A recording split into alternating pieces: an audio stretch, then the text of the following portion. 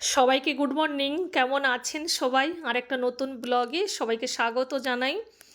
এই জবা গাছটা আমি কোনোদিন ভিডিওতে দেখাইনি। কত সুন্দর কালার ফুলটার। আর এটা আমাদের বাড়ির কাঁঠাল গাছ।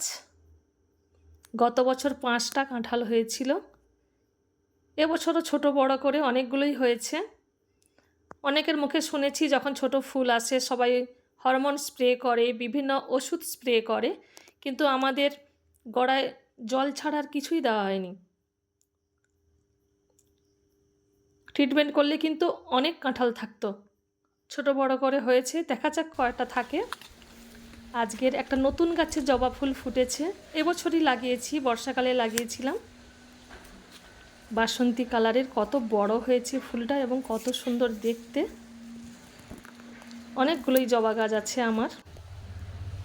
আর এই একটা আম গাছ, প্রচুর আম হয়েছে এবছর এই গাছটাতে। এটা আমার মল্লিকা।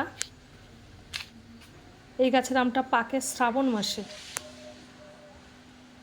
আজকের একদম ঝলমলে রোদ বেরিয়েছে আর প্রচণ্ড গরম। আজকের কুমড়া ভাজা করব। কুমড়াটাকে কেটে লবণ আর হলুদ মেখে রেখেছি। পটলের তরকারি করব। আলু পটল কেটে নিয়েছি, একটু আলুও ভাজা করব।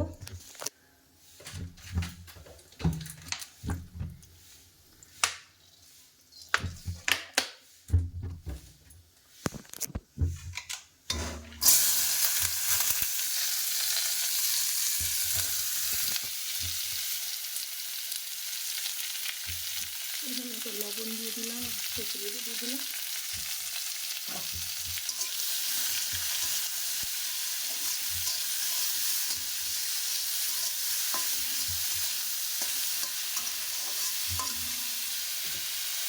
আলু ভাজা কুমড়া ভাজা হয়ে গেছে। আলু পটলের তরকারির জন্য যে পটলটার আলুটা ভেজে নিচ্ছি। আর শাক কিনেছি, একটু শাক ভাজা করবো, লাল শাক আর কলমি শাক।